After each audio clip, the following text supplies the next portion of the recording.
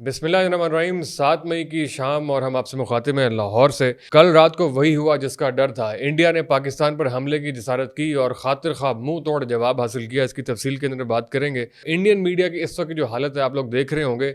गुज़िश्ता कल की उनकी टोन और आज की टोन, इन दोनों का मवाजना करना जो है बहुत पुरलुत्फ होगा आप सबके लिए, स्पेशली पाकिस्तानियों के लिए। इंडियंस और इंडियन मीडिया पाकिस्तान को बहुत अंडर एस्टिमेट कर रहा था। मुझे ये अंदाज़ा होता है कि इन्होंने हमारी जो एस्टिमेशन की हुई है, हमारे बारे में जो तासुर कायम किया हुआ है, वो हमारी क्रिकेट टीम और हमारी फिल्म इंडस्ट्री को देखकर किया हुआ है। लेकिन पंडित जी, ये ना तो पाकिस्तान की क्रिकेट टीम है और ना ही लॉलीवुड है। ये है पाक अफवाज, जो कि दुनिया भर की नुमायां और नंबर 1 अफवाज के अंदर जिसका शुमार होता है, और जिसने कल रात को एक बार फिर साबित किया डेड रन्स के साथ जो जवाब दिया गया और जिस तरीके से आपके तैयारे ज़मीन बोस हुए। पाकिस्तानी फ़ौज ने एक बार फिर हक अदा किया है अपनी कौम के दिफा का। मामला सिर्फ ये नहीं है कि इंडिया ने एक हमला किया और हमने उसका जवाब दिया। हमें यह मालूम है कि हम एक एटमी पावर है। इंडिया को भी पता है कि वो भी एक न्यूक्लियर पावर है। दो न्यूक्लियर पावर्स के दरमियान जो रिलेशनशिप होता है वो एक डर का और एक खौफ का और एक फियर का होता है कि अगर हमने कोई हमला किया तो आगे से भरपूर और यकीनी जवाब आएगा। और इस मौके के ऊपर हमने डेटरेंस को, we have to restore our deterrence, और उसके लिए रात को भरपूर तरीके से जवाब दिया गया। वरना अगर ये फियर और ये डर और ये प्रेसिडेंट जो है वो सेट ना हो और ये फियर ख़त्म हो जाए तो फिर वो दो एटमी ममालिक का जो रिलेशनशिप है वो उस तरह का रहता नहीं है। और इस पूरे खित्ते के अंदर अपनी डेटरेंस को रेस्टोर करने के लिए पाकिस्तान ने रात को भी भरपूर जवाब दिया। और ISPR के मुताबिक आज जब हमारी नेशनल सिक्योरिटी काउंसिल की मीटिंग हुई है उसमें ये अलल ऐलान तरीके से ISPR ने ऑफिशियली ये ऐलान किया है कि रात को जो हमारा जवाब था वो डिफेंस का जवाब था और अभी असल जवाब आना बाकी है, जो कि अपनी मर्जी के वक्त और अपनी मर्जी के मकाम पर किया जाएगा। और हम तमाम तर पाकिस्तानी जो कि पूरी दुनिया में फैले हुए हैं, बजा तौर पर ये उम्मीद लगाए बैठे हुए कि वो मुंह तोड़, खातिर खा और शायान शान किस्म का जवाब होगा। और बहुत से लोगों की ख्वाहिश है, अगरचे इस तरह की जिन ख्वाहिशात पर नहीं चला करती, बहुत सारे मारूजी हालात और प्रैक्टिकलिटीज़ देखनी होती हैं, लेकिन बहुत से लोगों की ख्वाहिश है कि इंडिया ने जो जिस डैम को बना के पाकिस्तान का पानी रोका है उस डैम को अटैक किया जाए। क्योंकि गुज़िश्ता शब को जो इंडिया ने अटैक्स किए उसके पीछे जो जस्टिफिकेशन ली है, जिस पर्दे के पीछे वो छुप रहे हैं कि हमने पाकिस्तान में दहशत गर्दों के मराकज़ पे जो उनके नज़दीक दहशत गर्द हैं उन पर हमला किया, उनको अटैक किया, मसूद अजहर को, लश्कर तैयबा को, मुरीद के वाक़े जो भी मदारिस, उन्होंने अपने अहदाफ को हासिल करने के लिए पाकिस्तान में मौजूद आतंकवादियों को अटैक किया है।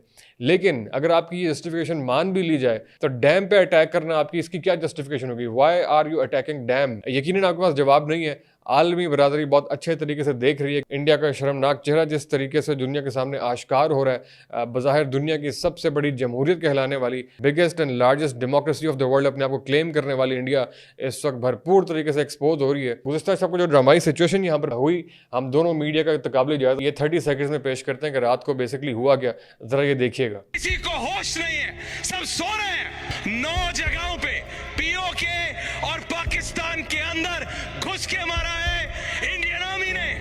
इस वक्त ये ब्रेकिंग न्यूज है, जियो न्यूज पर आप देख सकते हैं। बहावलपुर, कोटली, मुजफ्फराबाद में फिजा से मिसाइल दागे गए हैं। अगर वो एस्केलेट करेंगे तो एस्केलेट किया जाएगा, मगर ये बदला जो भारत सरकार ने कहा था हम बदला लेंगे, वो बदला अभी उसका पहला चैप्टर हम ले चुके हैं। ऐश्वर्या, बड़ी खबर आप तक पहुंचा रहे हैं। पाक फजाइया ने मुंह तोड़ जवाब दे दिया है, बता दिए है उसको कि बाप कौन होता है। पाक फजाइया ने दुश्मन के 2 तैयारे मार गिराए हैं। पाकिस्तानी अफवाज ने जवाबी कार्रवाई की, भारतीय इंडियन जो ब्रिगेड है उसको तबाह कर दिया।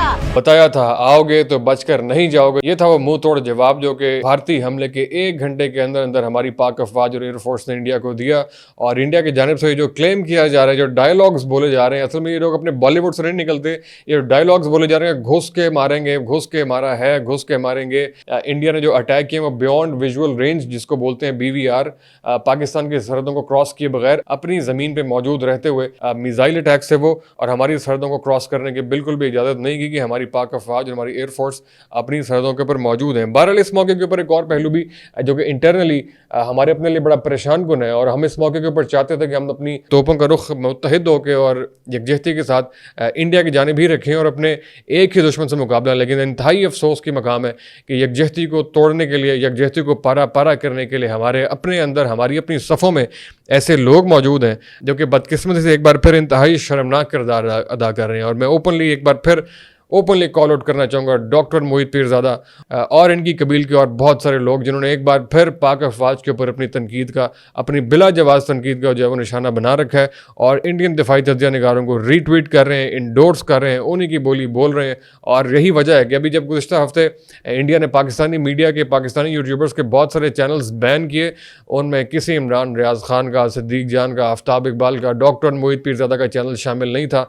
उसमें जियो न्यूज़ और बहुत से मेन स्ट्रीम चैनल्स शामिल थे जिनकी रिपोर्टिंग इंडिया को चुभ रही थी। ये लोग 10 से 12 घंटे ये प्रोपेगेंडा करते रहे कि पाकिस्तान ने इंडिया का कोई तैयारा नहीं गिराया, कोई जहाज नहीं गिरा, पाकिस्तानी एयरफोर्स जो है वो नाकाम रही है। इंटरनेशनल मीडिया की रिपोर्टिंग के बाद जब भारतीय मीडिया को भी ये तस्लीम करना पड़ा, ये एतराफ़ करना पड़ा कि हमारे जहाज गिरे हैं और 3 जहाज़ों के गिरने की तस्दीक इंडिया की जानिब से हुई है, उसके बाद से इन्होंने जो है वो मिलाना शुरू किया और ये तस्लीम करना पड़ा इनको भी कि हाँ जी जहाज़ तो गिरे हैं, लेकिन असल जवाब ये होगा कि आप घुस के उनको मारें।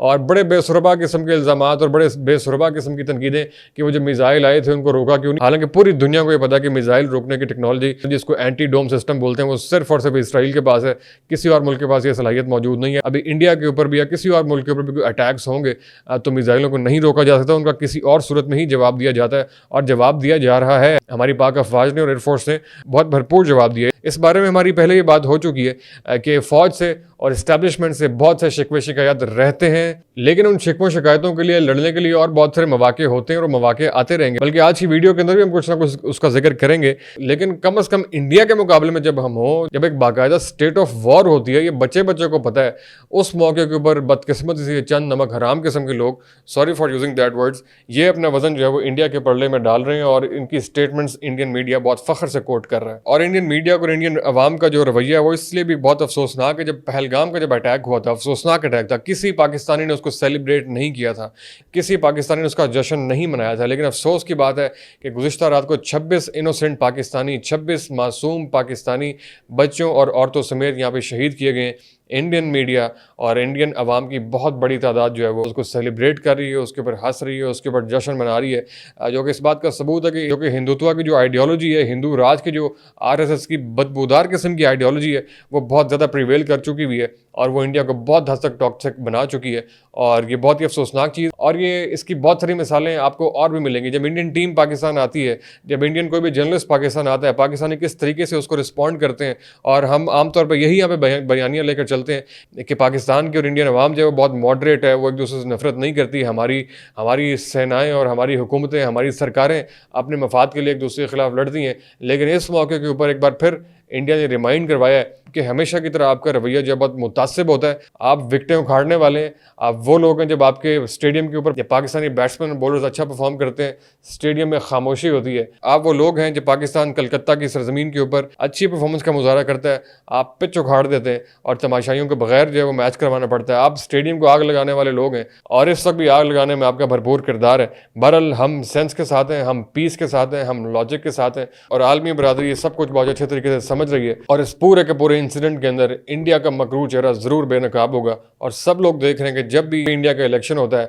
आरएसएस का, हिंदुत्व का कोई ना कोई खून की जरूरत पड़ती है, तब इस तरह की कोई ना कोई होली खेली जाती है। बहरहाल लास्ट में सिर्फ यही गुजारिश है कि ये देख के हमें खुशी हुई कि पाकिस्तान के अंदर जो बहुत सारे फौज से शिकवा रखने वाले लोग हैं, क्लियरली पीटीआई के जो कारकुन हैं, कारकुनान में मैंने देखा कि बहुत से इमरान खान की डीपी लगाने वाले लोग जो हैं वो एक सेंस की बात कर रहे हैं, पाकिस्तान जिंदाबाद का नारा लगा रहे हैं, पाक अफवाज के हक में जो है इस वक्त बात कर रहे हैं, जबकि जो कि ऐसी सिचुएशन जो है मुतकाज़ी भी होती है ऐसे तमाम जज्बात का। लेकिन जो पीटीआई के दोस्त हैं उनको भी ये बहुत आइडेंटिफाई करना पड़ेगा कि कोई है जो उनको मिसलीड कर रहा है। ये चंद एक दर्जन भर यूट्यूबर्स हैं जो पाकिस्तान छोड़ के इस वक्त भागे हुए हैं अपने डॉलर्स के लिए, आपको अजीब किस्म की साइड के ऊपर लगा रहे हैं, आपको नफरत बेच रहे हैं, आपको तासुब बेच रहे हैं और उनका तासुब बिक रहा है। अनफॉर्चुनेटली इनसे अपने आप को डिसएसोसिएट करना बहुत ज़रूरी है, वरना आपकी मुश्किलात में भी ऑब्वियसली इजाफा हो सकता है और मुल्क के भी किसी तरीके से मफाद में नहीं हो सकता। मीनवाइल आज सुबह जब ये सारी एक जगजहती की फिजा थी, फौज के हक में ऑब्वियसली बहुत सा एक नैरेटिव डेवलप हो रहा था और यही वजह कि ट्विटर भी खोला गया और बाकी सारी चीज़ें भी, बाकी सारी कम्युनिकेशन के मोड भी जो ओपन किए गए। ये देख के हैरत भी हुई और अफसोस भी हुआ कि जो भी मैनेजर्स और हैंडलर्स हैं,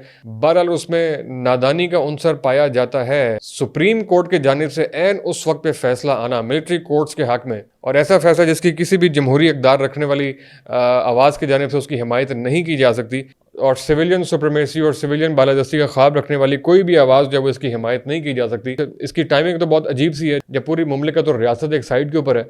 लेकिन इस वक्त जो पीटीआई के दोस्त अहबाब और बहुत से जमहूरी लोग जो इस वक्त शिकवे शिकायत कर रहे हैं, उनका रोना बिल्कुल बजाय है। इस रोने में हम आपके साथ हैं, लेकिन साथ ही रिमाइंडर करवाना चाहते हैं कि मिलिट्री कोर्ट्स की इब्तदा जनाब इमरान खान साहब ने की थी और सिविलियन सुप्रीमेसी की पीठ में जो पहला छुरा इस रास्ते से घोंपा गया था वो इमरान खान साहब की वजारत उसमें तब घोंपा गया था जब 21 लोगों को मिलिट्री कोर्ट में उन्होंने ट्रायल के लिए पेश किया था और इसकी एग्जीक्यूशन को जस्टिफाई किया था और इसके हक़ में बयान किया था। आज वो आपके ख़िलाफ़ इस्तेमाल हो रहा है, आप रो रहे हैं। इस रोने में हम आपके साथ हैं, लेकिन साथ ये रिमाइंडर भी कि इसका आगाज़ आप नहीं किया था। चाहे जो भी करे, इमरान खान करें, शहबाज शरीफ करें, ये काबिल मुज़म्मत है। कोई भी जमहूरी आवाज़ इसको सपोर्ट नहीं कर सकती और ये सिलसिला यकीनन काबिल मुज़म्मत है। ये उसूली इख्तिलाफ अपनी जगह पर रखते हुए वापस अपने मौजू की तरफ आएंगे और एक बार फिर इस उम्मीद के साथ कि खित्ते में सेंस और पीस प्रिवेल करे। और ये भी हम उम्मीद करते हैं जब अगली वीडियो हम बना रहे हो तो हम अपनी डेटरेंस रेस्टोर कर चुके हैं और जो भी हमने अभी आइंदा चंद घंटों में अपने बदले का और अपनी अटैक का ऐलान किया है वो अपनी कामयाबी को अचीव करके वापस आए और फिर उसके बाद जो है वो दोनों तरफ से सफ़ेद झंडे लहरा दिए जाएँ और ज़िंदगी अपने मामूल पे बहाल हो। पाकिस्तान जिंदाबाद।